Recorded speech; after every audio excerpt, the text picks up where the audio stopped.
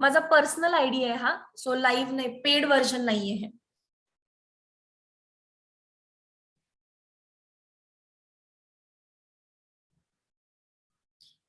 $30 to 45 शिकणार आहे फक्त आपण. जरा चांगले चांगले क्वेश्चन्स करूया. हे समजलं सगळ्यांना?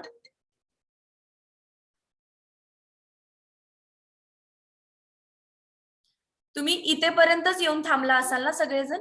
या स्टेपला येऊन तुम्ही स्टॉप केलं असेल. बट त्यांनी आपल्याला केसी विचारलाय, so KC is equal to KP upon RT raise to -1 आणि वरती जाऊन होणार +1. एंट्रन्स एक्झाम मध्ये तुम्हाला हा ऑप्शन दिसणार आहे की ज्याला टिक करायचंय. आता किती जणांना हा डाऊट आहे रे डेरिव्हेशन मध्ये, जो तनुश्रीचा डाऊट आहे की इक्वेशन असं होतं KP is equal to KC, RT वरती होतं C plus D minus A plus B, आणि मी या वरच्या सगळ्या टर्मला काय लिहिते आता, KC RT raise to delta N. तुला हेच नाही ना समजलं तनुश्री, इथून कसं चेंज झालं नेमकं? हे सी प्लस डी मायनस इथपर्यंत समजलं की याच्या वरची स्टेप सांगायची? इथपर्यंत समजलं? कन्फर्म कर एकदा. हीच स्टेप नाही समजली ना? एक्झॅक्टली. बघ, आपण एक हायपोथेटिकल रिॲक्शन घेतलेली, सगळेच लक्ष द्या. हायपोथेटिकल रिॲक्शन होती A plus B B gives C C plus D D. आता वरती काय लिहिलंय, RT raise to C plus D. C plus D काय आहे? सी म्हणजे number of moles of C, D म्हणजे number of moles of D, म्हणजेच number of moles of product आहे. जर सी प्लस डी केलंस तर तुला प्रोडक्टचे सगळे मोल्स भेटतील, आणि ए प्लस बी केलंस तर रिॲक्टंटचे सगळे मोल्स भेटतील. याचा अर्थ हे काय आहे, number of moles of product minus number of moles of reactant. आणि कोणत्याही दोन गोष्टींमधला डिफरन्स म्हणजे delta, that is change in number of moles, म्हणून लिहिलं डेल्टा एन. डेल्टा एन म्हणजेच काय, एनपी मायनस एनआर. एनपी म्हणजे number of moles of product, NR म्हणजे number of moles of reactant. म्हणून मी काय केलं इथे, delta N NP minus NR. P किती आहेत हे 2, आर किती आहेत, हा 1 आणि हा 2, 3. 2 - 3 - 1 असं डेल्टा एन कॅल्क्युलेट केला जातो.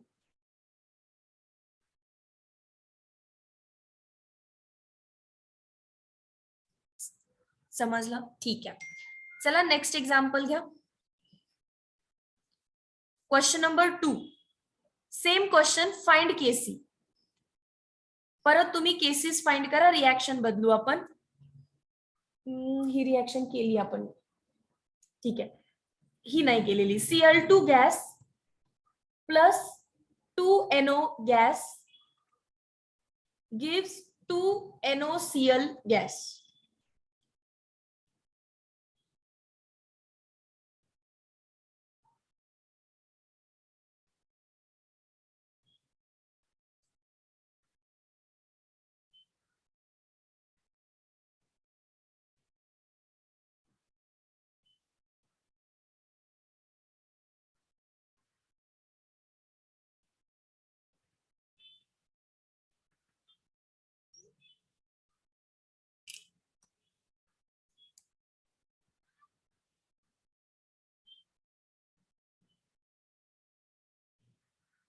डन. ज्यांचा आन्सर झालाय त्यांनी क्वेश्चन नंबर 1 आणि क्वेश्चन नंबर 2 चा आन्सर सेम आहे का डिफरंट आहे? केसी काढायचे. क्वेश्चन नंबर 1 आणि क्वेश्चन नंबर 2 चा आन्सर सेम आहे का डिफरंट आहे? दोन्ही सेम आहे. तुम्हाला माहितीये का सेम आले? कारण तुमचा डेल्टा एन सेम आहे. Delta N change in number of product minus change in number of reactant. प्रोडक्टचे मोल्स इथं पण किती आहेत? 2 मायनस रिॲक्टंटचे मोल किती आहेत? 2 + 1. काहीच नाही म्हणजे 0 नाही, काहीच नाही म्हणजे 1. 2 + 1 3. सो डेल्टा एन परत -1 आलेला. सेम स्टेप्स रिपीट होणार. तुम्हाला काढायला सांगितलाय केसी, पण माझ्याकडे फॉर्म्युला असतो केपीचा. KP is equal to KC into RT raise to delta N. Delta N ची व्हॅल्यू आहे -1.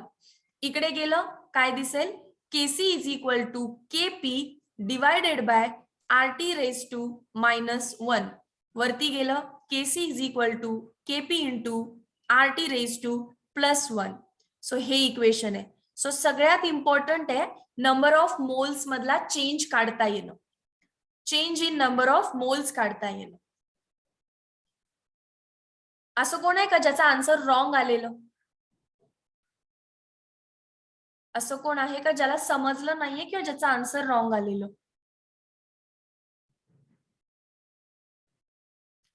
ठीक आहे, जाऊया क्वेश्चन नंबर 3 कडे. रेडी? मला मॅक्सिमम स्टुडंटचे आन्सर येऊ देत. इथे 55 नाही केदार, व्हॅल्यू देत नाहीत आपल्याला. बेसिक शिकताय तुम्ही 11th स्टँडर्ड मध्ये.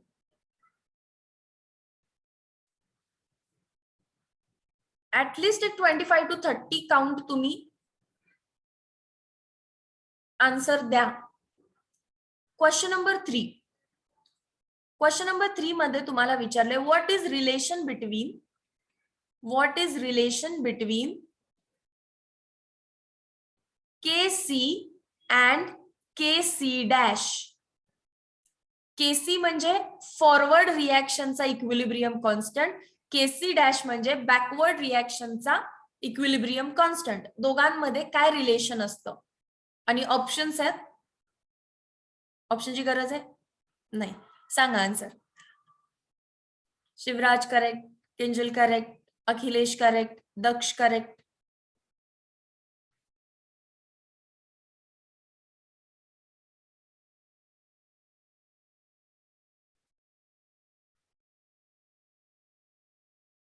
रेसिप्रोकल. Very nice. आन्सर काय आहे? ते एकमेकांचे इनवर्स आहेत.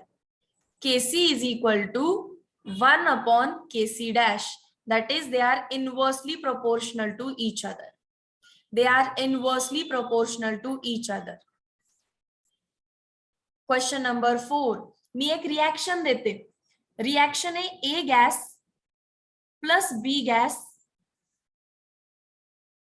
gives 2C gas plus D gas. Find the relation between. What is relation between KC and KP? What is relation between KC and KP? Do it once done, tell me.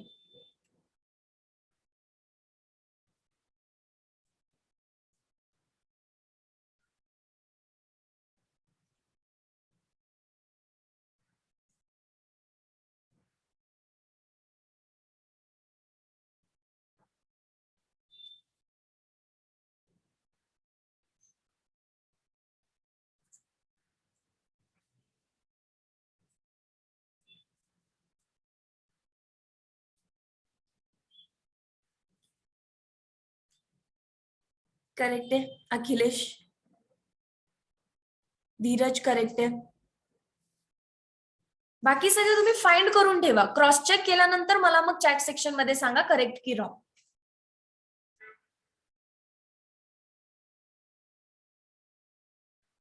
कोणासाठी weight करायचं? Tanvi correct आहे.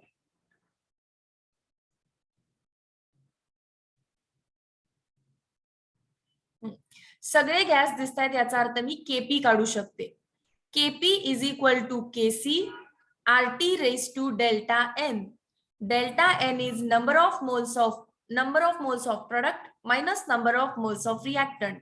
Product किती आहेत? 2 plus 1 that is 3 minus 1 plus 1 2 3 minus 2 minus 1. So KP is equal to KC RT raise to -1 असं ठेवू शकताय किंवा असंही लिहू शकताय KP is equal to KC upon RT असंही लिहू शकताय. कारण RT रेज टू -1 आहे ना, खाली गेल्यावर काय होईल? सॉरी +1 आहे. 3 - 2 रिएक्टंट मायनस प्रोडक्ट काय करते?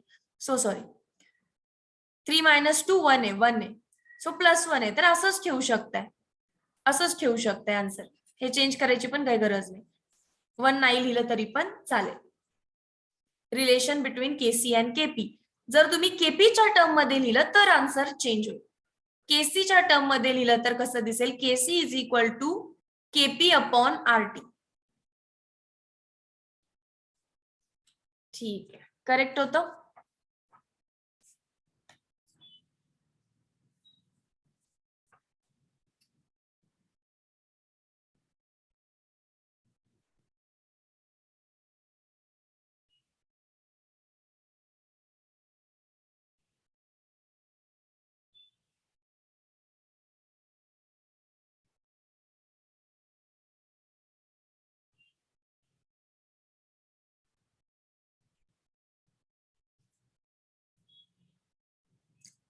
हा, आपण स्क्रीनशॉट करू ना, डोंट वरी, आपण स्क्रीनशॉट करू त्या सगळ्याचे.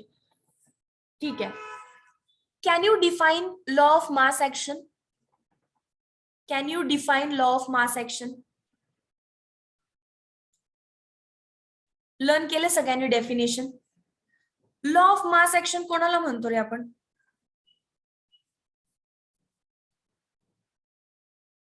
एक्सरसाइज मधले सगळे क्वेश्चन सॉल्व्ह होत आहेत आपल्याला.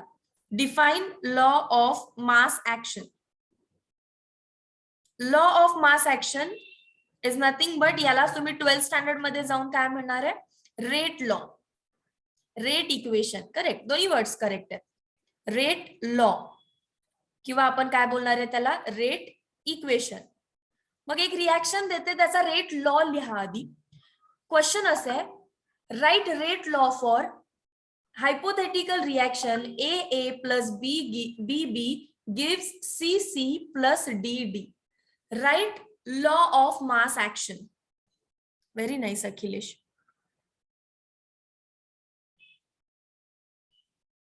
Write law of mass action. Write rate law. Write rate equation. सगळ्याला सेमच करायचं.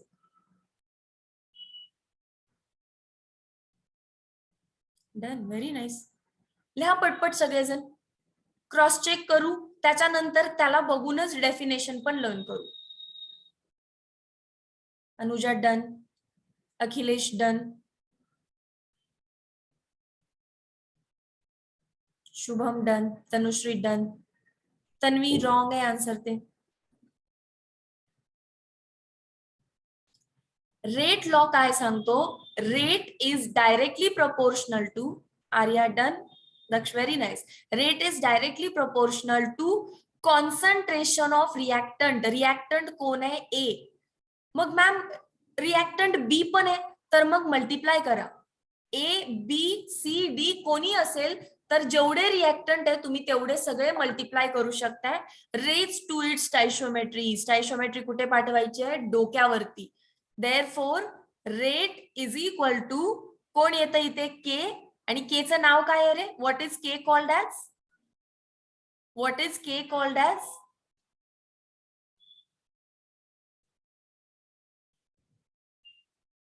धीरज फक्त रिएक्टंट. तुझं पण चुकलंय धीरज. तू प्रोडक्टला घेतलंस. रेट लॉ मध्ये कधी प्रोडक्ट येतो का? के म्हणजे rate constant, not equilibrium constant. होय, रेट लॉ मध्ये तर रेट कॉन्स्टंट येतो. K is equal to rate constant, और त्याचं दुसरं नाव आहे, त्याला घरात लाडाने म्हणतात वेलॉसिटी कॉन्स्टंट. रेट या फिर वेलॉसिटी, मोशन नाही. रेट या फिर वेलॉसिटी. आणि जो मगाचपासून आपण केसी शिकतोय ना, केसी काय आहे जर विचारलं असतं, मग आता म्हणा it is equilibrium constant.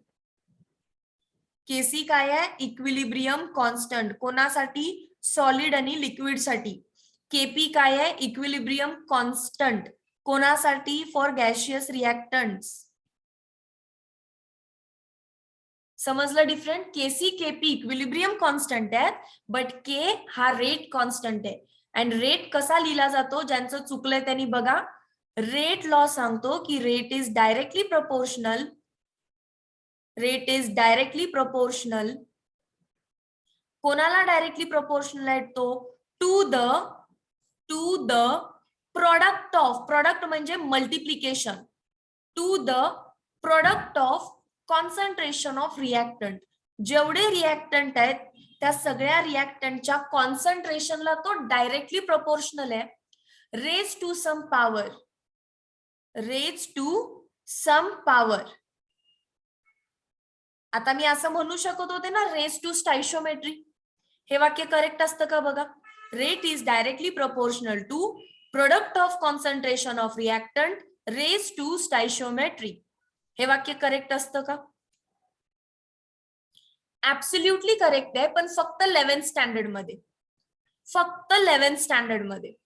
12th standard मध्ये जाऊन स्टायशिओमेट्री रेजला घ्यायची नाहीये. का नाही घ्यायची, तर त्याच्यासाठी एक मोठी थेरी आहे, व्यवस्थित शिकवेन तिथे काय होतं नेमकं. म्हणून मी डेफिनेशन पाठ करताना त्यात स्टायशिओमेट्री लिहिलंच नाही. Raise to some power, power काहीतरी असणार आहे, मग ती स्टायशिओमेट्री असेल किंवा स्टायशिओमेट्री नसेल, तो पुढचा सवाल आहे. पण 11th स्टँडर्ड मध्ये तुम्ही स्टायशिओमेट्रीज घेता. चला, लॉ ऑफ मास ऍक्शन पण रिवाइज झालं व्यवस्थित.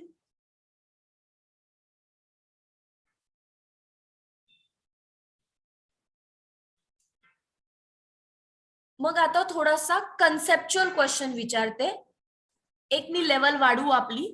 मला सांगा, आता तुम्ही मला म्हटला की केसी काय आहे, इक्विलिब्रियम कॉन्स्टंट आहे, तर तुम्हाला इक्विलिब्रियम कॉन्स्टंटचे युनिट काढता येतील का. इक्विलिब्रियम कॉन्स्टंट आहे, तर पहिला क्वेश्चन बनतो, याला युनिट्स असतील का, हा युनिट लेस असेल. युनिट्स असणार आहेत की युनिट लेस असेल.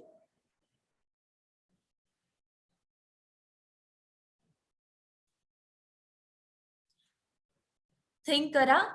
असं म्हणू नका इक्विलिब्रियम कॉन्स्टंट, तो जर कॉन्स्टंट आहे तर त्याला कुठून युनिट आलं, युनिटलेस. हे फालतूचं लॉजिक आहे. तुम्हाला माहिती आहे ना केसी काय आहे. KC is concentration of product upon concentration of reactant raise to some power. समजा वरची पॉवर मी एक्स लिहिते, खालची पॉवर मी वाय लिहिते, तर या फॉर्म्युलावरती डिपेंड राहणार आहे की त्याला युनिट आहे की नाही. फॉर्म्युलावरती डिपेंड राहणार आहे त्याला युनिट आहे की नाही. चला बघूया, रिएक्शन्स घेऊ, एक्झाम्पल घेऊ, मग डिसाइड करू. फर्स्ट आपली सगळ्यात पहिली रिएक्शन होती N2O4 गॅस ब्रॅकेट NO2 ठीक आहे. आता एक काम करा, भलेही तुमची रिएक्शन गॅशियस स्टेट मध्ये, तरी पण तुम्ही याचा केसी काढा. केपीच्या टर्म्स मध्ये नाही, केपीच्या टर्म्स मध्ये नाही, आधी जसा काढत होता तसं. concentration of product raised to its stoichiometry upon concentration of reactant raised to its stoichiometry. Kc लिहिलं म्हणून कॉन्सन्ट्रेशन, Kp लिहिलं असतं तर प्रेशर लिहिलं असतं. Pressure of NO2 raised to 2 upon pressure of N2O4 raise to 1. मी तुम्हाला केसी काढा म्हटलं कारण मी आता केसीचे युनिट शिकवतीये. मग आता बघा, याचे युनिट काढू. वरती कोण आहे, कॉन्सन्ट्रेशन. तुम्हाला माहितीये का कॉन्सन्ट्रेशनचं युनिट काय असतं.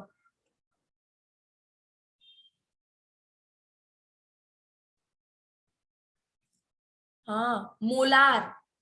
कॉन्सन्ट्रेशनचं युनिट मोल नाही, मोल नाही अखिलेश, नंबर ऑफ मोल्सचं युनिट असतं मोल. नंबर ऑफ मोल्सचं युनिट असतं मोल. कॉन्सन्ट्रेशनचं युनिट असतं molar. Capital M, capital M that is mole per litre. Capital M म्हणजेच काय, मोल पर लिटर. हे तुम्ही हा चॅप्टर शिकलाय ना, सम बेसिक कन्सेप्ट. मग त्यामध्ये तुम्हाला ही टर्म होती का बघा. आय गेस मोलॅरिटी तुमच्या सिलेबसला नाहीये, पण कॉन्सन्ट्रेशन आहे. Concentration is number of moles upon volume. States of matter मध्ये पण आहे हे. कॉन्सन्ट्रेशन म्हणजेच काय, number of moles upon volume. So number of मोल्सचं युनिट असतं मोल आणि व्हॉल्यूमचं युनिट असतं लिटर. म्हणून कॉन्सन्ट्रेशनचं युनिट झालं मोल पर लिटर. याला लाडानी काय म्हणायचं, मोलार. कॅपिटल एम म्हणजे वरती काय युनिट झाला असणार आहे रे, वरती युनिट झाला असणार आहे मोल पर लिटर चा स्क्वेअर, आणि खाली काय झालं असणार, मोल पर लिटर. कॅन आय से, खालच्या एका मोल लिटरला वरचा एक मोल लिटर कट होईल, उरेल काय फक्त मोल लिटर इनवर्स और कॉल्ड ॲज मोलार. करेक्ट आहे का बघा.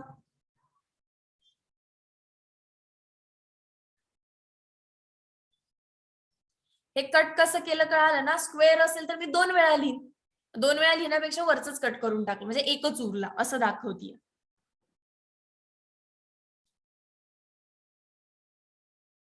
Very nice Anuja. प्रत्येक रिॲक्शनच्या नुसार इक्विलिब्रियम कॉन्स्टंट चेंज होणार आहे. म्हणून तर ह्याला नो युनिट किंवा युनिटलेस म्हणायचं नाही. तुम्ही म्हणायचं की आधी रिॲक्शन द्या, मग आम्ही त्याचे युनिट लिहितो. जसं की मी जर सेकंड रिॲक्शन दिली, H2 gas plus I2 gas gives 2H आहे. तुम्ही युनिट्स काढाल याचे? युनिट्स काढा पाहू याचे.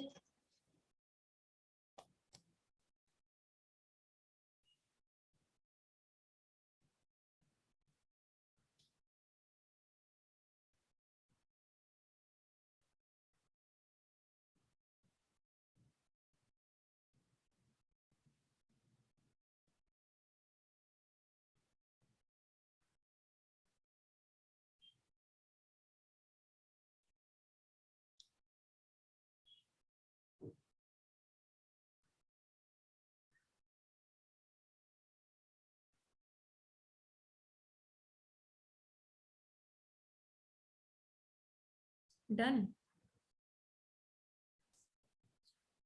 हळूहळू तुम्ही एवढे प्रो मेंबर व्हाल की नुसती रिॲक्शन बघितली तरी तुम्ही आन्सर करू शकाल. पण आता स्टेप वाईज जायचं. पहिले 2-3 रिॲक्शन स्टेप वाईज जायचं. केपीचं काढायचंच नाही, ते बार वगैरे मध्ये जायलाच नको. 10 मिनिट आहेत आपल्याकडे, 10 मिनिटात मीटिंग एंड होणार आहे आपली. 10 मिनिटात आपण 3 क्वेश्चन तर आरामात करू. हा पहिला, हा दुसरा, अजून एक किंवा 2 करू. ओके सम्य. केसी कसं काढणार आपण? Concentration of product that is HI⁻², आणि खाली असणार कॉन्सन्ट्रेशन ऑफ रिॲक्टंट. रिॲक्टंट पण किती आहेत? 2. वरती प्रोडक्ट पण 2, खाली रिॲक्टंट पण 2. म्हणजे वर असणार मोल लिटर इनव्हर्सचा स्क्वेअर आणि खाली पण असणार मोल लिटर इनव्हर्स इनटू मोल लिटर इनव्हर्स. म्हणजे तेच झालं ना, वरच्या स्क्वेअरला खालचे 2 कट होतील. This is unitless. Your Kc is unitless.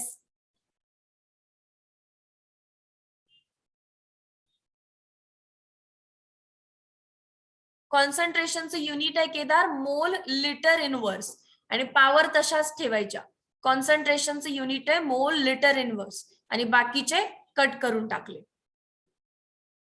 Meeting end झाली की एंड? बर थांबा वेट. 1 नाही येणार. कुठे 1?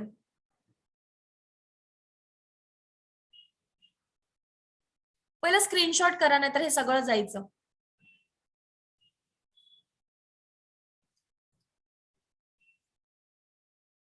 मी पण करतेच आहे.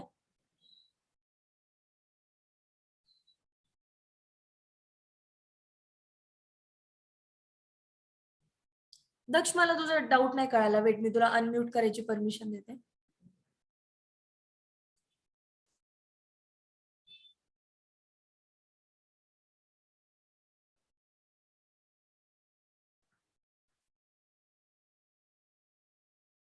अच्छा, डाऊट क्लिअर झाला. हा तनुश्री, PDF बनवूया याची पण.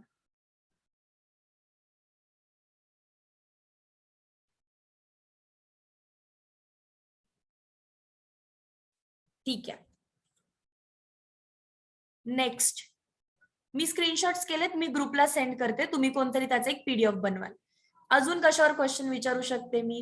तुम्हाला रेट लिहिता येतो सगळ्याचा आता? रेट लॉ, केसी, केपी, हे सगळं डन आहे. Relation between KC and KP. Exercise मधलंच क्वेश्चन उचलते काहीतरी. आता तर युनिट पण काढायला यायला लागलं, त्यात पण हुशार झाला आता. हा, एक्सरसाइज मध्ये पहिला MCQ आहे. H2O लिक्विड स्टेट मध्ये असतो, पण तो आयोनाइज होत असतो H plus aqueous plus O minus ऍक्वियस.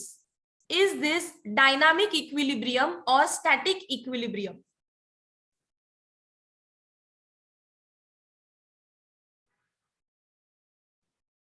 Is this dynamic equilibrium or static equilibrium?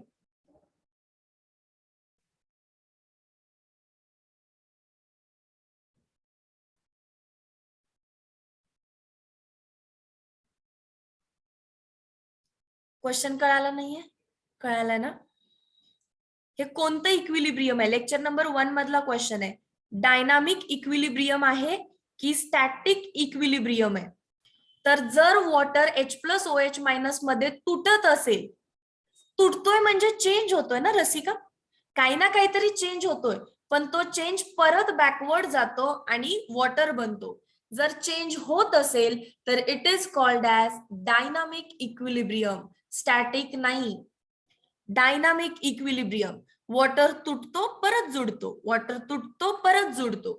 आपल्याला वाटतं की वॉटर वॉटरच आहे, बाहेरून बघितलं आपण तर आपल्याला पाणी पाणीच दिसतं, पण त्याच्या आतमध्ये H+OH- तुटतात बनतात आपल्याला दिसत नाही, पण आतमध्ये होत असतं. So dynamic equilibrium. उसके बाद हे तर लेक्चर मध्ये केलंच आहे, हे पण केलं. ठीक आहे, आता काहीतरी मनाचे रिॲक्शन्स द्यायला पाहिजेत. बरं, पक्का काही डाऊट नाहीये ना?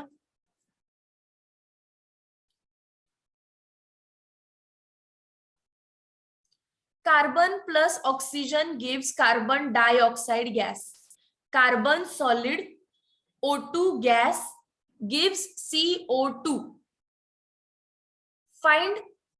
Find relation between Kc and Kp. Find relation between Kc and Kp.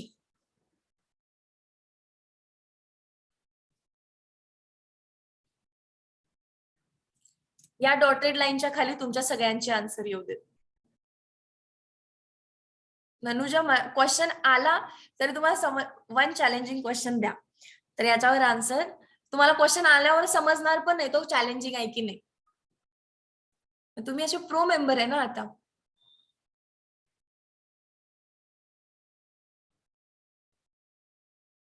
Akhilesh, काय क्वेश्चन नेमकं? का नसेल? कुठल्याही रिॲक्शनचा ना आपण केपी पण काढू शकतो, केसी पण काढू शकतो, कारण ते दोघे रिलेटेबल आहेत ना. भले सगळे गॅस असतील तर मी केपी काढते, सॉलिड लिक्विड असतील तर मी केसी काढते, पण केपीतून केसी मी डिराईव्ह करूच शकते. सो रिलेशन तर आपण सांगूच शकतो. शिवराजचा आन्सर पण झालं. बाकी सगळे 3 minutes 50 seconds. क्विक. दक्ष, आन्सर काय आहे? तनुश्री डन. ए बाळांनो, जे पटापट पेन उचलून कॅल्क्युलेशन केलेत ना त्यांच्यासाठी ही रिॲक्शन इक्विलिब्रियम मध्येच नाही तर कॉन्स्टंट कुठून येतील? This reaction is not in equilibrium. मग केपी आणि केसी येणारच नाही. Full stop. ज्यांनी ज्यांनी सॉल्व्ह केलं त्यांनी गालावर एक शाबासकी द्या आता. अरे तो इक्विलिब्रियम तर पाहिजे ना, इक्विलिब्रियम कॉन्स्टंट साठी. जेव्हा रिॲक्शन रिव्हर्सिबल असते, पुढे येऊन मागे जाते, तेव्हा इक्विलिब्रियम असतो. केसी, केपी. जर रिॲक्शन तुमची इररिव्हर्सिबल आहे तर इक्विलिब्रियम अटेनच कसा होईल इररिव्हर्सिबल मध्ये?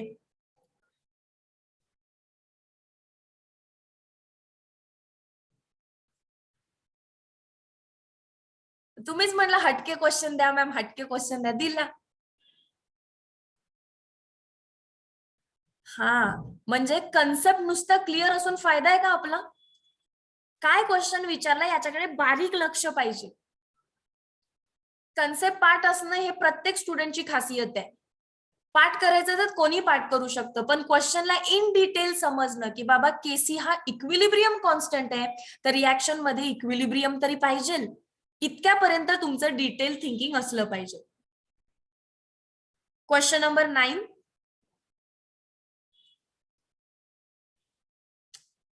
काय बनवूया?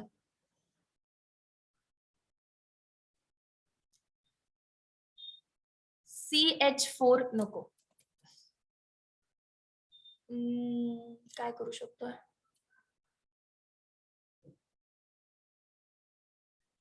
ठीक आहे, चला. सकाळी केली आहे, पण लेट अस सी किती जणांना आठवत आहे.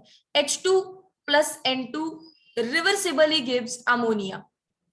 Find relation between Kc and Kp. 1 minute 24 seconds आहेत फक्त.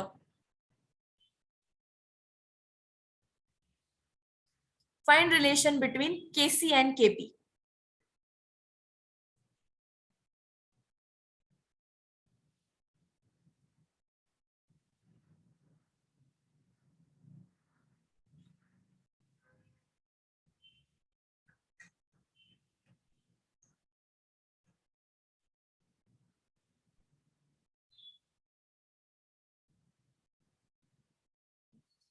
So सगळ्यात पहिल्यांदा बॅलन्सिंग करा. N2 plus H2 gives 2 ammonia. N2 plus H2 gives 2 ammonia. आणि इथं काय असणार आहे 3H2. बॅलन्सिंग केलं नाही तर आन्सर चुकेल. Number of moles of product minus number of moles of reactant. Product 2 आहे आणि रिएक्टंट 4 आहेत. So -2 Kc is equal to Kp. Sorry उलट लिहिलं. Kp is equal to Kc RT raise to -2. Very nice. तुम्ही -2 लिहिलंय याचा अर्थ तुम्ही रिएक्शन बॅलन्स केली. हेच चेक करायचं होतं की तुम्ही रिएक्शन बॅलन्स करताय की नाही. तन्वी डाऊट?